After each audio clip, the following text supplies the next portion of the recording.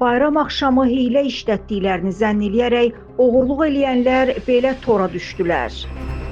Bu barədə reporta Daxili İşlər Nazirliyinin mətbuat xidmətindən bildirilib. Qeyd olunub ki, naməlum şəxslər dekabrın 31-dən 1-nə keçən gecə mağazaların birinin qapısını sındıraraq içəri daxil olub və obyektdən 17 ədəd müxtəlif markalı mobil telefon, eləcə də elektron siqaretləri talayıblar. Bu barədə zərər çəkmiş şəxs polisə məlumat verib. Polis əməkdaşları tərəfindən həyata keçirilən tədbirlərlə qeyd edilən əməli törətməkdə şübhəli bilinən Ayxan Balakişiyev və Asif Bayramov müəyyən olunaraq saxlanılıblar.